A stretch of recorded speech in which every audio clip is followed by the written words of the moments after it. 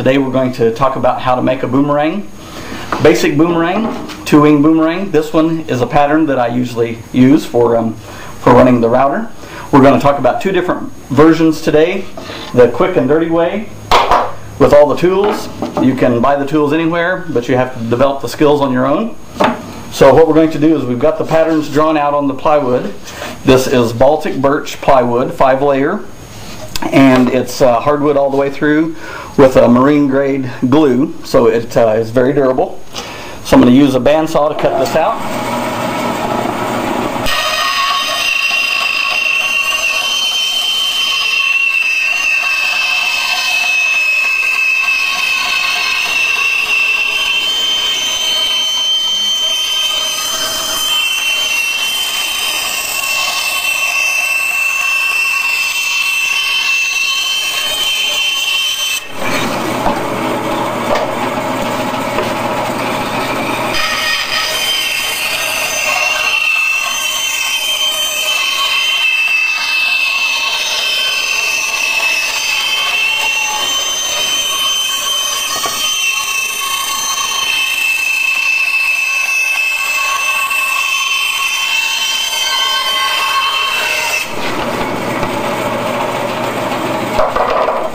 Okay, now you'll notice that I didn't worry too much about getting right on the line because I'm going to use a router to shape this out.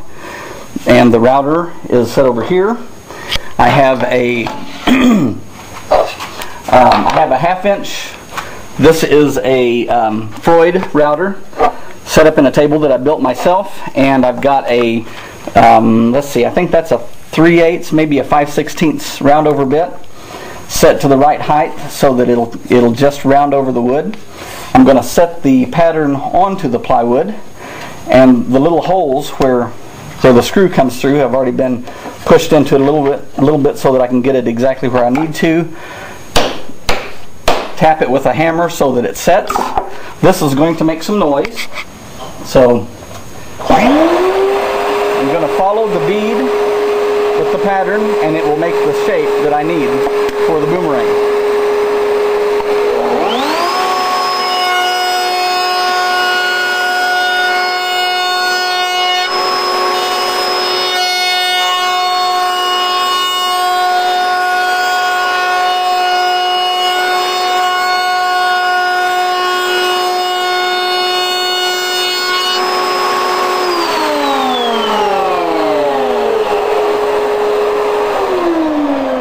Okay, so now we have our basic outside shape, and it has a little bit of a round over, so we have already started the leading edge. Now if I wanted to make a left-handed boomerang, I would cut an airfoil on the back side on this side of the wing and on this side of the wing to make it left-handed, but I'm going to make this one right-handed, so I'll put an airfoil here and on the inside here. And I have another bit that will do the airfoil, and it's on this router.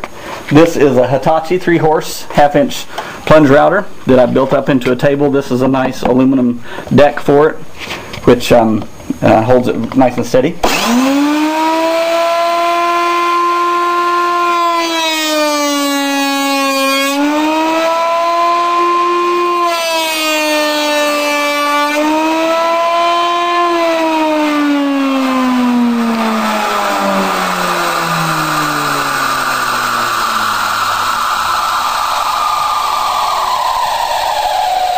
So now you can see the airfoil has been cut into the trailing edge here and the trailing edge here, so that as the boomerang spins it will generate lift. And if I want to put a little bit of undercut here, I can do that with a sander. I have a belt sander over here. I will turn that on.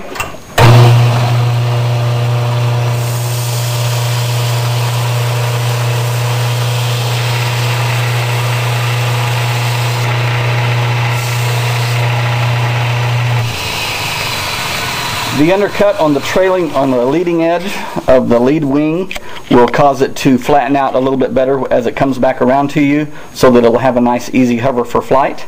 And now I want to smooth this up. It's a little bit rough, so I have this other sander here. This is a pneumatic sander. I'm going to slide this out where I can get to it.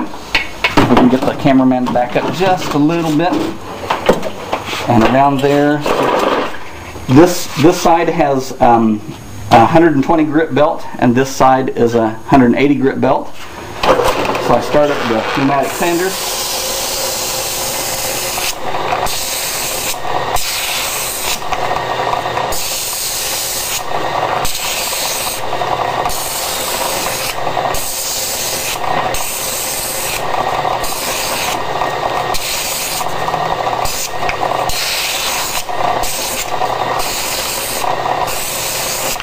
You'll notice that the grain of the wood runs across the angle so that it gives it strength. It also allows me to sand it smooth without running across the grain.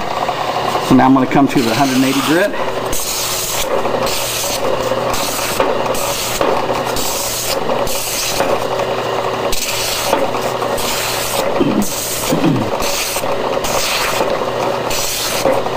So now we have a nice smooth boomerang, and it would be ready to put some finish on, and it's completely done. A little bit of undercut here, and we're ready to go.